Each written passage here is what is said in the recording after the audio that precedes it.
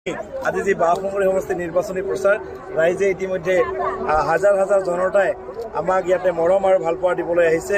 সন্মানীয় BTC প্ৰধানগৰাকীয়ে ইতিমধ্যে নিৰ্বাচনী প্ৰচাৰ চলাই গ'ল, আপোনালোকে দেখিছে। ৰাইজৰ মৰম আৰু ভালপোৱা দেখি এনেকুৱা লাগিছে আমি ইয়াৰ পৰা ইতিমধ্যে জিকি গৈছোঁ, মাত্ৰ আনুষ্ঠানিকতা বাকী আছে।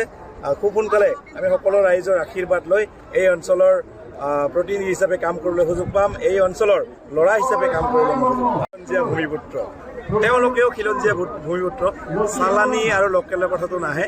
আপোনালোকে সকলোৱে কৈছোঁ, হয় মোৰ জিলাখন বেলেগ, মই চিৰাং জিলাৰ বাসিন্দা, কিন্তু মই ইতিমধ্যে কৈ আহিছোঁ সন্মানীয় অসমৰ প্ৰাক্তন মুখ্যমন্ত্ৰী সৰ্বানন্দ সোণোৱাল ডাঙৰীয়াই ডিব্ৰুগড়ৰ বাসিন্দা হৈও মাজুলীৰ পৰা নিৰ্বাচন লৈ অসমৰ সেৱা কৰিছিলে। আৰু লগে লগে আমাৰ ভাৰতবৰ্ষৰ সন্মানীয় প্ৰধানমন্ত্ৰী, আপোনালোকে জানে আমাৰ নৰেন্দ্ৰ মোদী ডাঙৰীয়াই, তেখেতেও এতিয়া উত্তৰ প্ৰদেশৰ পৰা নিৰ্বাচন খেলি পেলাই, য'ত তেখেতৰ ঘৰ গুজৰাটত, তেখেতেও ভাৰত মাৰ সেৱা কৰি আছে। আগন্তুক দিনত ময়ো বাঘমুৰি সমষ্টিৰ পৰা সকলো জাতি জনগোষ্ঠীৰ মৰম ভালপোৱা লৈ ইয়াৰ পৰা জিকি গৈ এই অঞ্চলৰ সেৱা কৰিম, BTCৰ সেৱা কৰিম, অসমৰ লগতে ভাৰতবৰ্ষৰ উন্নয়নৰ কাৰণে কাম কৰি যাম।